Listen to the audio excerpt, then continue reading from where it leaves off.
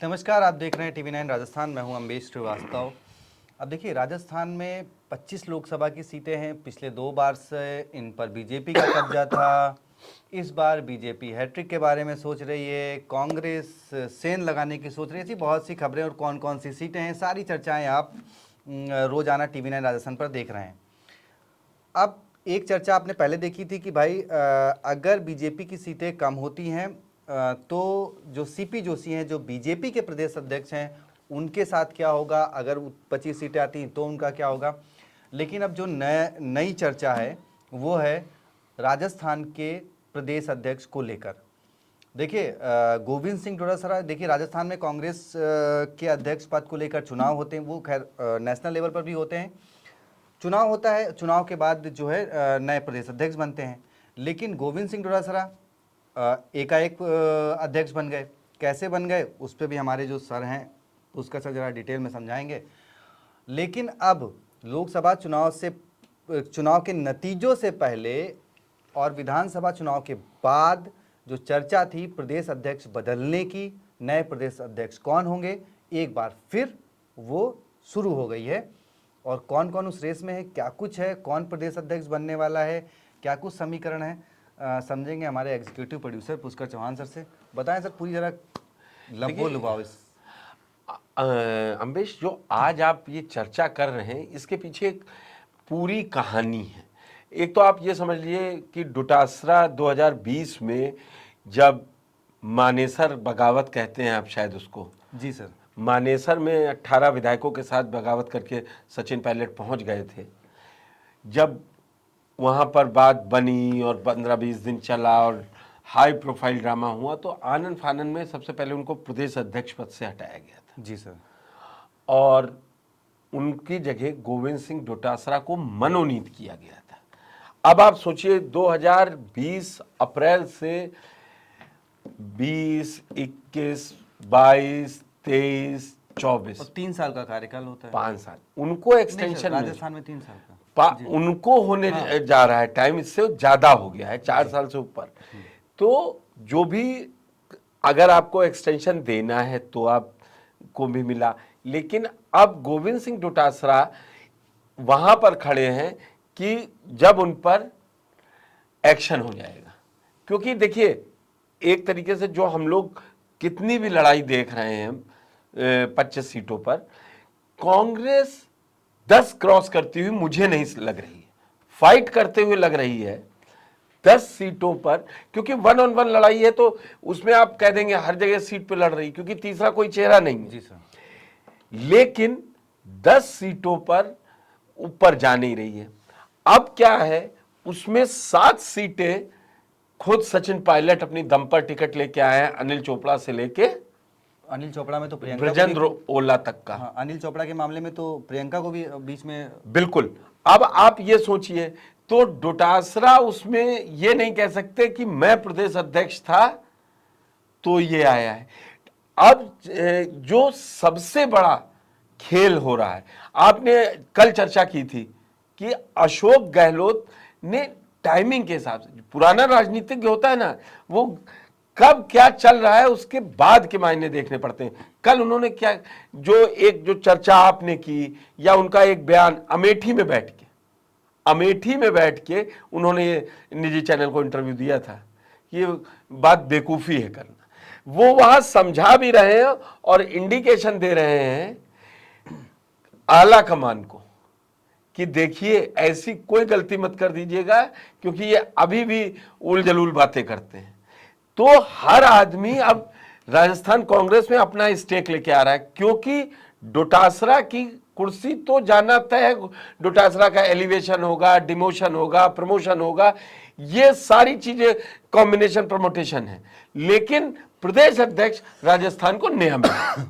उसकी 2 वजह, एक तो 2023 का चुनाव आपके उसमें जीते नहीं। देखिए, हार जीत में 70 ले आया तो फिर अशोक गहलोत कह रहे हैं हम क्या करें, हमने क्या किया। सचिन पायलट कह रहे हैं आपने हमें दिया नहीं। तो सचिन पायलट तो 2023 के चुनाव की जिम्मेदारी सचिन पायलट के कंधे पे है नहीं। और दूसरी बात, अब सोनिया गांधी राज्यसभा सांसद कहां से हैं, कांग्रेस में अब जो भी होगा, आप राजस्थान कांग्रेस में, वहां पे आप हमेशा ध्यान रखिए कि सबसे बड़ा एक्स फैक्टर सोनिया गांधी किधर है, किस को आशीर्वाद देती हुई दिख रही है राजमाता, वहां से कहानी बनेगी। लेकिन सर अब इसमें अशोक गहलोत का भी नाम है, जैसे कल नहीं नहीं, अशोक गहलोत जितनी फील्डिंग कर रहे हैं वो ये चाह रहे हैं कि उनकी से बने। आप ये वो नहीं चलेगा कि वहां पे खड़गे जी इस उम्र के हैं तो अशोक गहलोत बन चुके हैं प्रदेश अध्यक्ष। अशोक गहलोत ने राष्ट्रीय अध्यक्ष की कुर्सी को ठुकराई थी, और वो तो अब संगठन में आपको अध्यक्ष की कुर्सी, यहां प्रदेश में अध्यक्ष की कुर्सी नहीं मिलेगी। हां, अब वो सारी लड़ाई कांग्रेस में, देखिए चुनाव नतीजे आने से पहले थोड़ा सा आप अपनी रिपोर्ट्स में दिखाने लगे कि कांग्रेस को इस बार कम से कम 25-0 वाली बीजेपी की नहीं है हालत, बड़ा मुकाबला है। गृह मंत्री मान रहे हैं देश के। बस उनका अब फिर से कांग्रेस पे लड़ाई शुरू। अभी तो मजा तब आएगा जब सचिन पायलट अभी बयान देंगे। हाँ, अभी तक उनका, खैर आज वो रायबरेली में थे, लेकिन सचिन पायलट ने ये तय कर रखा उनको गंभीर राजनीति करनी है और राजस्थान अब उनके हाथ में रहना है, जैसा आला कमान ने कहा। अब कल को, क्योंकि जिस तरीके से आप देख रहे हैं नेता पाला बदल रहे हैं और कांग्रेस के बड़े बड़े नेता, ये गौरव वल्लभ भी केंद्रीय आला कमान की पहचान सोर्स नहीं था टिकट उनके लिए। अशोक गहलोत ने कहा था लड़ाया जाए, 23 का चुनाव, चले गए। ये सारे जवाब भी देने पड़ेंगे ना जी। कि आप जिनकी पैरवी कर रहे हैं वो पार्टी के साथ तो खड़े ही नहीं है।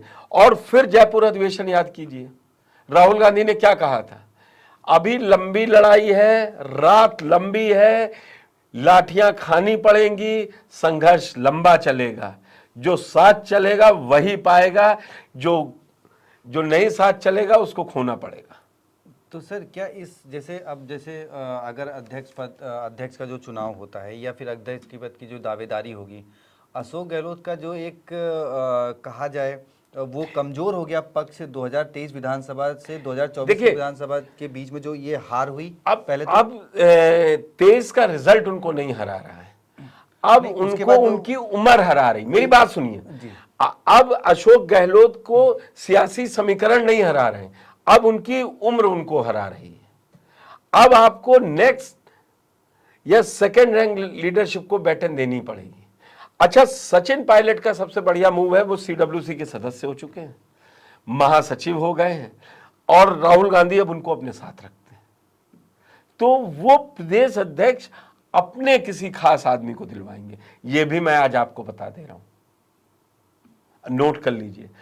और अशोक गहलोत उसी में सियासत देख रहे हैं। देखिए, अब इन दो नामों के अलावा जब अब आपको सबसे बढ़िया 4 जून से पहले तेवरी इसीलिए है, कल को जालौर सिरोही से वैभव गहलोत जीत जाते हैं और अच्छे मार्जिन से जीतते हैं, और सचिन पायलट के जो समर्थित उम्मीदवार हैं उनका कहीं प्रदर्शन अच्छा नहीं होता है, तो उस कुर्सी पे वैभव गहलोत दावेदार होंगे। लेकिन सर 7 वर्ष से लेकिन मैं एक बात और बता दूं, इस वैभव गहलोत इसलिए किस समाज से आते हैं, माली समाज से आते हैं। राजनीति में बहुत कुछ मैटर करता है, आप कहां से आ रहे हैं, किस पृष्ठभूमि से आ रहे हैं, किस समाज का वोट आपके साथ जुड़ेगा। वो ओबीसी है, आपने सुनवाया था ना हिमांशी गहलोत को जी।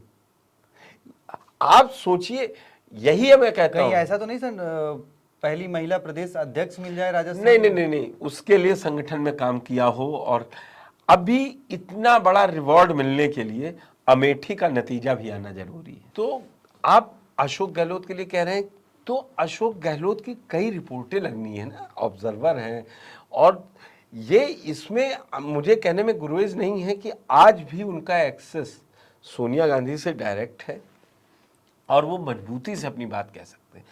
तो Ashok Gehlot camp, Sachin Pilot camp, Govind Singh Dotasra camp, और उस पर जो चुनाव लड़ रहे हैं, रंधावा जी, उनका कैंप, वो वहां जीत के आए तो हरीश चौधरी के लिए वो वहां ऑब्जर्वर बन के गए हैं।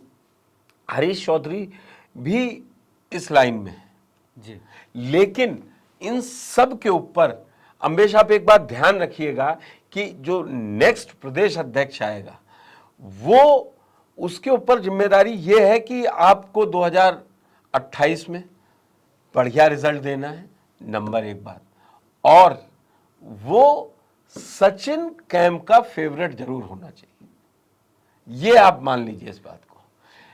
जो वो ठीक है, ये नेता कोई आए, वो कहा जाए ये बनेंगे वो बनेंगे, और मुझे लगता है सचिन पायलट अगर उनके साथ समर्थित उम्मीदवार सब जीत के आते हैं तो वो किसी अपने विश्वास पात्र को ब्रजेंद्र ओला से लेके अनिल चोपड़ा तक किसी की भी लॉटरी लग सकती है। तो सर इसको इस लिहाज से समझे कि जैसे 2022 में 25 सितंबर को 90 लोगों ने कहा था कि नहीं, जो मानेसर जाने वाला ग्रुप है वहां से मुख्यमंत्री नहीं बनेगा, मुख्यमंत्री 90 से बनेगा, तो अब सचिन पायलट बोलेंगे प्रदेश अध्यक्ष उन 90 से नहीं बनेगा। तो वो प्रदेश आला कमान कह चुका है, इनकी भूमिका बड़ी है। देखिए वो उनको उससे बड़ा महासचिव बना दिया है, सब बना दिया, और मुझे लगता है अगर आखिरी में बहुत बड़ा पड़ा ना लफड़ा तो खुद ये सचिन पायलट प्रदेश अध्यक्ष बन जाएंगे, क्योंकि अल्टीमेट गोल सचिन पायलट का राजस्थान का मुख्यमंत्री बनना है। उसमें जो सचिन पायलट के सामने सबसे बड़ी समस्या आती है वो गुर्जर समाज से है, और गुर्जर समाज का वोट बैंक उतना प्रभावी नहीं है। वो कुछ सीटों पे प्रभावी है, आपने देखा था 18 सीटें थी 2018 में जो प्रभाव वाली, वो सब जीते थे। वो कितना फैक्टर काम करेगा वही है, और जब एक बार वो कमान देंगे, इधर आप मालूम है कि नेता प्रतिपक्ष दलित समुदाय से है, गुर्जर हो गया, तो जाटों को संभालना बहुत टेढ़ी खीर हो जाएगा। सर गोविंद सिंह डोटासरा जाट हैं, अब बिल्कुल। जाट को हटाएंगे तो नाराजगी कहीं वो उसी के लिए लाएंगे कि मैं कह रहा हूं गोविंद सिंह डोटासरा को एलिवेशन मिल सकता है कि वो, अभी मल्लिकार्जुन खड़गे की भी पूरी टीम बननी है जी, अभी मल्लिकार्जुन खड़गे की पूरी टीम बननी है, ये वहीं से कवायद है। और हो सकता है कि अगर कांग्रेस ठीक ठाक पोजीशन पे आती है, अगर उसके नंबर रहते हैं कि जिससे वो लड़ाई आगे बढ़ाएगी, तो राजस्थान में होगा कि अध्यक्ष पद का चुनाव होगा, आपको सदस्य वोट डालेंगे कांग्रेसी, उससे हो तो वहां से भी सचिन पायलट अपनी, अब की मनोनीत अध्यक्ष नहीं आएगा, अब की चुनाव होकर आएगा। चलिए सर, अब देखिए सचिन पायलट सबसे लंबे समय तक राजस्थान के प्रदेश अध्यक्ष, उनके नाम एक रिकॉर्ड है, और वो हटाए कैसे गए थे ये भी एक रिकॉर्ड है। ये भी एक रिकॉर्ड है कि आपने अपने मौजूदा उप मुख्यमंत्री और मौजूदा प्रदेश अध्यक्ष को बगावत के चलते किस तरीके से बर्खास्त कर दिया, और बाद में उसी को जो है अब आपने सलाखों पर बिठा रखा है। तो खैर ये तो सचिन पायलट आने वाले दिनों में क्या कुछ होगा, क्योंकि देखिए उनके पास राजस्थान, छत्तीसगढ़ और दिल्ली की नॉर्थ ईस्ट की सीट, 3 सीटें हैं, और जहां पर उनकी जीत काफ़ी मायने रखती, मतलब उम्मीदवारों की जीत काफ़ी मायने रखती है सचिन पायलट के भावी भविष्य के लिए। तो क्या कुछ होने वाला है पायलट के साथ, ये जानने के लिए चैनल को सब्सक्राइब जरूर करें। बाकी राजस्थान की और खबरों के लिए चैनल को ज़रूर सब्सक्राइब कर लें। धन्यवाद।